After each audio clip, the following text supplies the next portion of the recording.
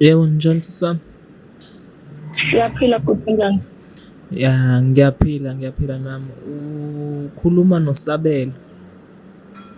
Hayi bo, uSabelo lo wabulala ubaba?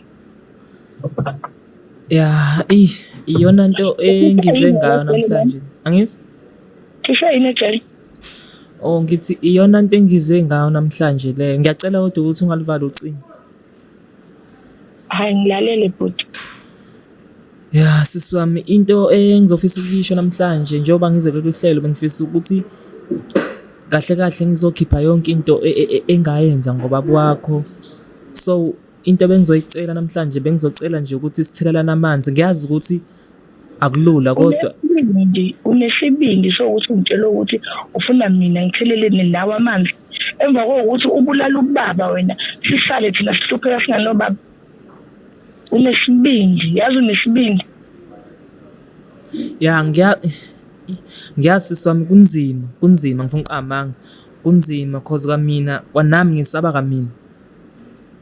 Ingakho ngeza kulelu hlelo ukuthi kube yibona abantu okungcono kuqale kukhulume yena ukuze ungasheshe uvale ucingo.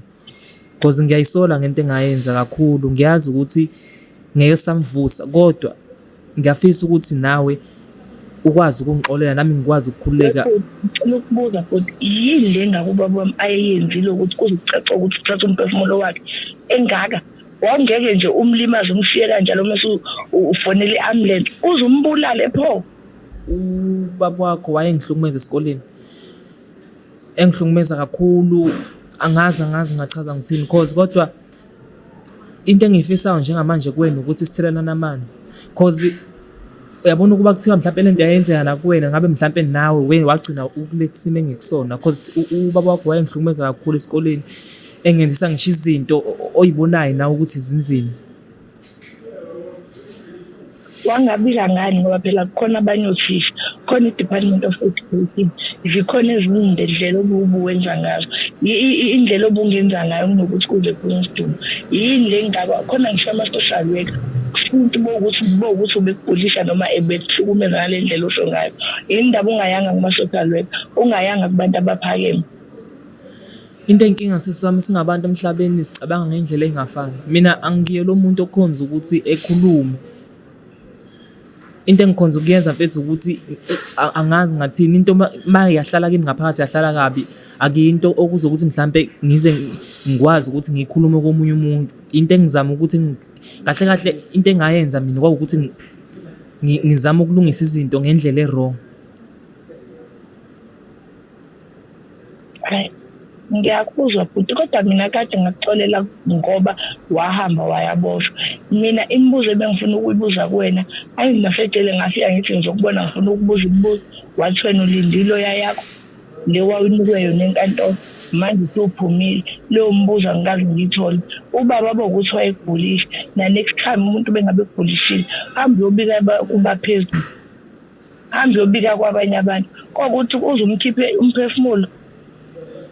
Ya sisi wami. Ngiyabona ukuthi wayekuhlukumeza ekwenzisa ezinye izinto wangakhuluma ngani. Ya sisi wami ungasho iqiniso mawusho njalo. The time ufika ejele uzofuna ukukhuluma nami. Into yayingenza ukuthi ngingavumi ukuthi ngangisaba nokukubheka nje emehlweni kahle kahle. Okuyilapho ngize ngakwazi ukuthi khona ngize kulelu hlelo ngoba ngisho ngakuthiwa ngize kuwe kwakhona lokho angazi ukuthi bekuzokwenzekani.